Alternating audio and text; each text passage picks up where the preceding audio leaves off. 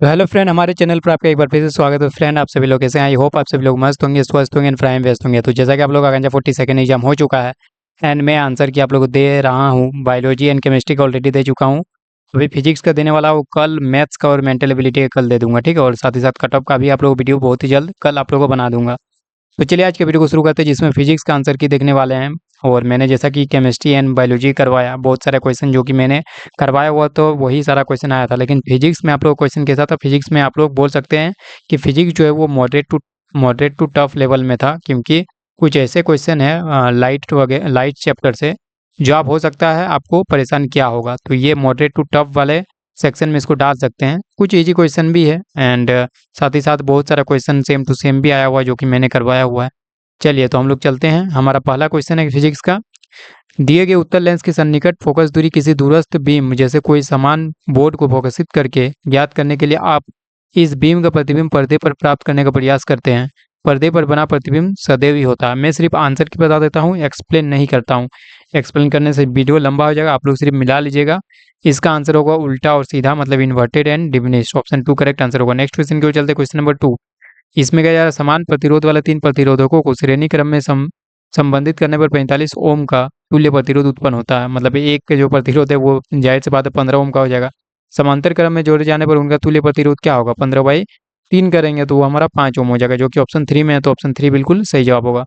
अगला question, question number 3। इसमें कहा जा रहा है कोई छात्र कांच की आयताकार सिल्ली से होकर गुजरने वाली प्रकाश किरण का पथ आपतन कोणों के विभिन्न मानों के लिए आरेखित करता है। वह प्रयोग के प्रत्येक चरण को करते समय यथासंभव सावधानियां बरतता है। प्रयोग के अंत में मापों का विश्लेषण करने पर निम्नलिखित में से उसका संभावित निष्कर्ष क्या होना चाहिए। तो इसका आंसर जो ऑप्शन 4 करेक्ट आंसर होगा। Angle of incidence equal to angle of emergence greater than angle of reflection. तो हमारा ऑप्शन 4 बिल्कुल सही जवाब होगा। Angle I equal to angle E greater than angle R, ठीक है। ये angle I angle of reflect incidence है, ये एंगल ऑफ इमर्जेंस है और ये एंगल ऑफ रिफ्लेक्शन है। तो ऑप्शन 4 बिल्कुल सही जवाब होगा।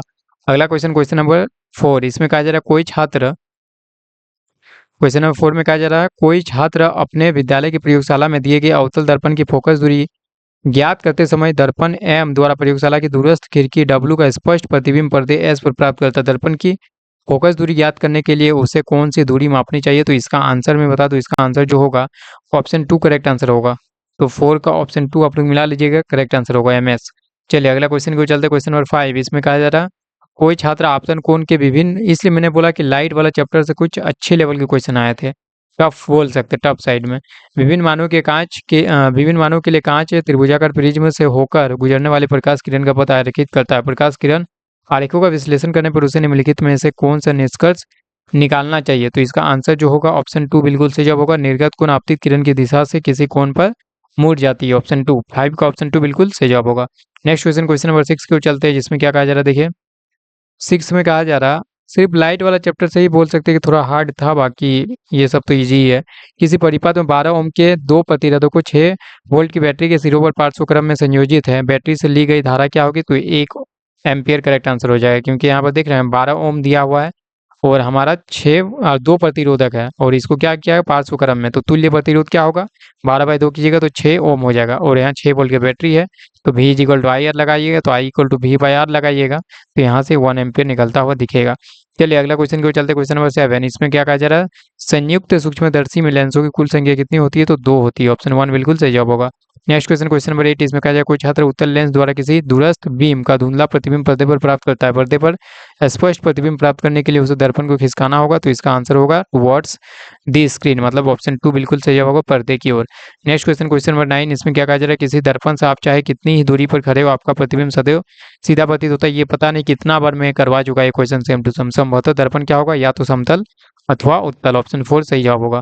Next question, question number 10। इसमें कहा जा रहा था कि ये अच्छा क्वेश्चन था। फिर किसी आयताकार कांच के स्लैब से गुजरने वाले प्रकाश किरण का पथ आरेखित करने के लिए नीचे दी गई कौन सी प्रायोगिक व्यवस्था सर्वोत्तम है। तो इसका देखिए सबसे बेस्ट जो होगा, एक तो आपको ध्यान रखना है कि जो नॉर्मल है ना, नॉर्मल हमारा बीच में होना चाहिए। जो आयताकार स्लैब है इसका एकदम बीच में, तो ये एकदम बीच में तो दिख रहा है और ये भी बीच में दिख रहा है, लेकिन ये बीच में नहीं दिख रहा, तो ये तो हो ही नहीं सकता। ये भी बीच में नहीं दिख रहा, ये भी नहीं हो सकता। और जो एंगल ऑफ इंसिडेंस है ना, वो 45 डिग्री का होना चाहिए। तो ये देखिए यहाँ 45 डिग्री से थोड़ा कम दिख रहा है, ये एंगल जो है 45 डिग्री से थोड़ा कम दिख रहा है, और यहाँ आई होप 45 डिग्री दिख रहा है यहाँ थोड़ा 45, इसलिए हमारा आंसर क्यू होना चाहिए जो कि ऑप्शन 2 में है। तो ऑप्शन 2 बिल्कुल सही जवाब होगा। अगला क्वेश्चन है क्वेश्चन नंबर 11। इसमें कहा जा रहा है प्रतिरोध आर के किसी तार के टुकड़े को 5 बराबर भागों में काटा जाता है। सेम टू सेम क्वेश्चन पूछा गया जो कि मैंने करवाया हुआ था। इन टुकड़ों को फिर पार्श्वक्रम में संयोजित कर देते, यदि संयोजन का कुल तुल्य प्रतिरोध आर डैश है तो आर बाय आर डैश अनुपात का मान क्या होगा? तो ये हमारा ऑप्शन 4 25 करेक्ट आंसर होगा। अगला क्वेश्चन क्वेश्चन नंबर 12। इसमें कहा जाए निम्नलिखित में से ये भी सेम टू सेम क्वेश्चन करवाया गया है। मेरा कम्युनिटी पोस्ट में आप लोग चेक कीजिएगा तो सेम टू सेम क्वेश्चन आपको दिख भी जाएगा, वहां पर भी मैंने करवाया था। विद्युत परिपथ में विद्युत शक्ति को निरूपित नहीं करता, तो ये आई आर स्क्वायर होगा। Correct answer option 2।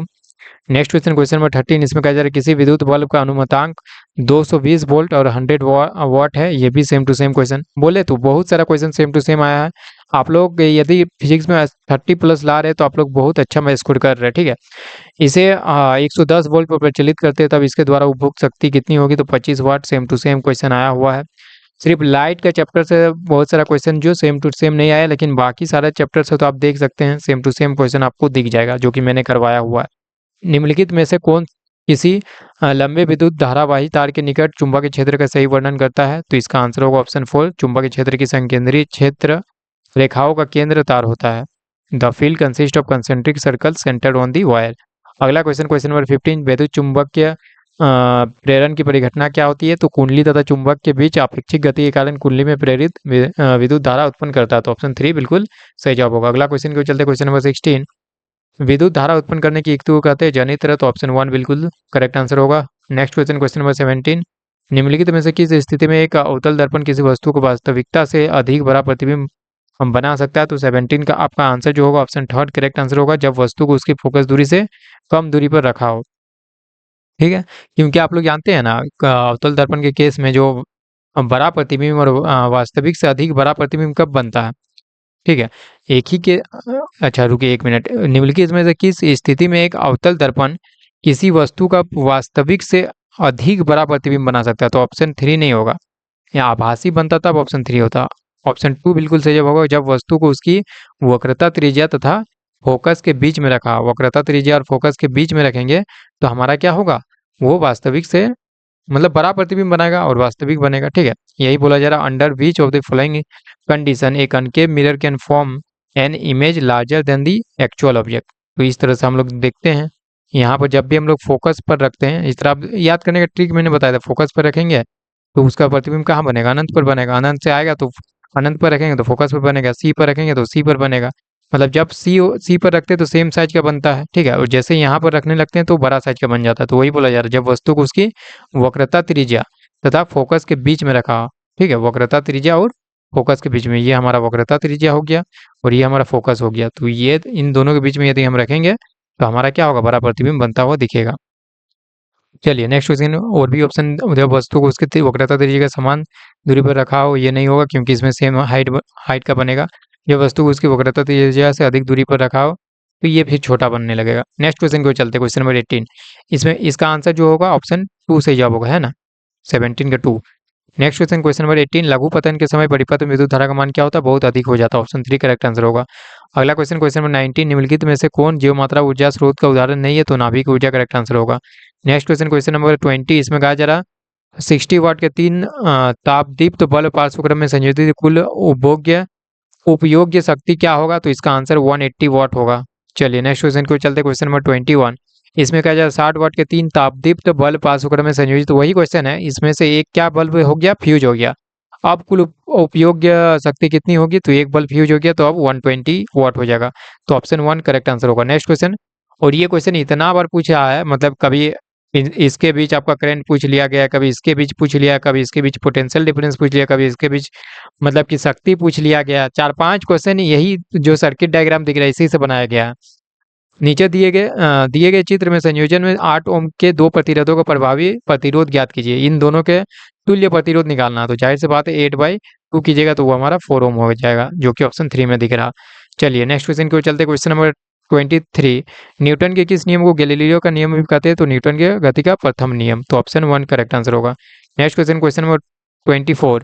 नीचे दिए गए चित्र में देखिए वही वाला फिर से सर्किट आ गया। 4 ओम प्रतिरोधक से प्रवाहित धारा क्या होगी, यहाँ पर प्रवाहित धारा क्या होगी, इसका तुल्य प्रतिरोध आप 4 ओम निकालें तो टोटल ये देखिए ये 4 ओम और ये 4 ओम 8 ओम हो गया, क्योंकि ये सीरीज में जुड़ा हुआ है और इसका बैटरी का जो विभवांतर है वो 8 वोल्ट है। तो आई इक्वल टू क्या हो जाएगा, वी बाई आर कीजिएगा, वी बाई आर, तो ये हमारा 1 एम्पियर हो जाएगा और यही 1 एम्पियर यहाँ से गुजरेगा। ठीक है, ये 1 एम्पियर, तो ऑप्शन 1 करेक्ट आंसर हो जाएगा।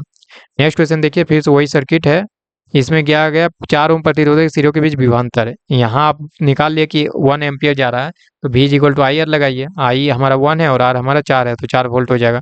4 वोल्ट किसमें, ऑप्शन 2 में, तो ऑप्शन 2 बिल्कुल सही जवाब होगा। अगले क्वेश्चन की ओर चलते, क्वेश्चन नंबर 26। इसमें क्या है, निम्नलिखित में से कौन सा दर्पण सौर भट्टी में प्रकाश को संकेंद्रित कर ऊष्मा उत्पन्न करने के लिए उपयोग किया जाता है, तो अवतल दर्पण करेक्ट आंसर होगा। चलिए अगला क्वेश्चन की ओर चलते हैं। क्वेश्चन नंबर 27, इसमें क्या है, अपने दृष्टि दोष के संशोधन के लिए किसी व्यक्ति को -4.5 क्षमता के लेंस की आवश्यकता है और संशोधक लेंस की फोकस दूरी क्या होगी, तो -0.22 मीटर। ठीक है, चलिए नेक्स्ट क्वेश्चन क्या आगे चलते हैं।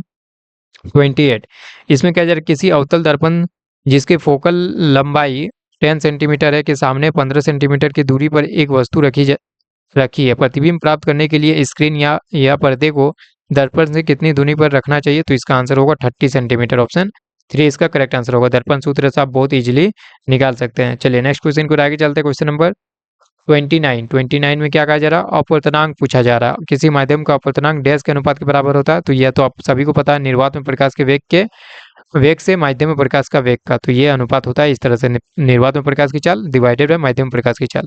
चलिए नेक्स्ट क्वेश्चन की ओर आगे चलते हैं।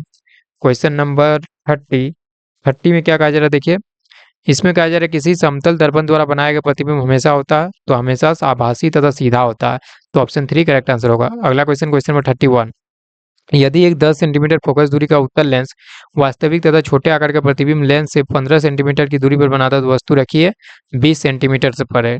चलिए नेक्स्ट क्वेश्चन को आगे चलते हैं।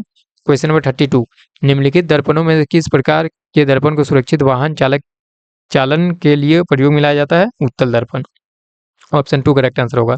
फिर से वही सर्किट आ गया है, इसमें कहा जा रहा है 4 ओम प्रतिरोधक में शक्ति क्षय कितना होगा। जाहिर सी बात है, यहाँ 1 एम्पियर करंट फ्लो कर रहा था, P इक्वल टू वी आई लगा दीजिए, जो भी फॉर्मूला लगा सकते हैं, या आई स्क्वायर आर लगाइए या वी स्क्वायर बाई आर लगाए, आपको जो फॉर्मूला सही लगे आप वो फॉर्मूला लगाइए, आपका सेम आंसर आएगा। यदि P इक्वल टू वी आई लगाएंगे तो भी हमारा 4 वाट आएगा, आई स्क्वायर आर लगाएंगे तो भी 4 वाट आएगा, वी स्क्वायर बाई आर लगाएंगे तो भी 4 वाट आएगा, तो हमारा 4 वाट किसमें, ऑप्शन 3 में, ऑप्शन 3 करेक्ट आंसर होगा। अगला क्वेश्चन क्यों चलते, क्वेश्चन नंबर 34, एक गोले लेंस से 30 सेंटीमीटर की दूरी पर एक जलती हुई मोमबत्ती की लौ का प्रतिबिंब लेंस की दूसरी तरफ उसके प्रकाशिक केंद्र से 60 सेंटीमीटर की दूरी पर रखे एक स्क्रीन पर्दे पर बनता है, इसे लेंस की फोकस दूरी होगी। बताइए, ये भी एकदम आपका लेंस फॉर्मूला पर आधारित क्वेश्चन पूछ लिया गया है, तो 34 का आपका आंसर जो होगा 20 सेंटीमीटर करेक्ट आंसर होगा, ऑप्शन 2। चलिए नेक्स्ट क्वेश्चन के आगे चलते हैं। क्वेश्चन नंबर 35 में क्या कहा जा रहा है, देखिए 35 में कहा जा रहा है कौन सा कथन एक लेंस की क्षमता P और फोकस दूरी के बीच के संबंध को दर्शाता है। P इक्वल टू होता है 1/f, तो ये इन्वर्सली प्रोपोर्शनल है, मतलब P बढ़ेगा तो f घटेगा, f बढ़ेगा तो P घटेगा, तो इसका आंसर ऑप्शन 1 करेक्ट आंसर होगा। जब क्षमता बढ़ती है तो फोकस दूरी घटती है। चलिए अगला क्वेश्चन, क्वेश्चन नंबर 36, इसमें क्या कहा जा रहा है, यदि निर्वात के सापेक्ष हीरे का अपवर्तनांक 2.5 है तो हीरे में प्रकाश का वेग क्या होगा। जाहिर सी बात है, 3 × 10⁸ मीटर पर सेकंड हमारा आपका निर्वात में प्रकाश की चाल होती है, डिवाइडेड बाय अपवर्तनांक करेंगे तो वो हमारा क्या होगा, माध्यमिक प्रकाश की चाल निकल जाएगा। 2.5 से इसको कीजिएगा तो ये हमारा हो जाएगा 1.2 × 10⁸ मीटर पर सेकंड, जो कि ऑप्शन 3 में है, तो ऑप्शन 3 करेक्ट आंसर होगा। नेक्स्ट क्वेश्चन, क्वेश्चन नंबर 37, इसमें कहा जा रहा है आंख के लेंस की वक्रता त्रिज्या को नियंत्रित करती है, तो पक्षमावी पेशियों द्वारा, तो ऑप्शन 4 करेक्ट आंसर होगा। चलिए अगला क्वेश्चन, क्वेश्चन नंबर 38, इसमें कहा जा रहा है अवतल लेंस के चश्मे का उपयोग करके किस दृष्टि दोष को दूर किया जा सकता है, तो निकट दृष्टि दोष। नेक्स्ट क्वेश्चन, क्वेश्चन नंबर 39, तारे के टिमटिमाना प्रकाश के किस घटना को दर्शाता है, तो प्रकाश का अपवर्तन।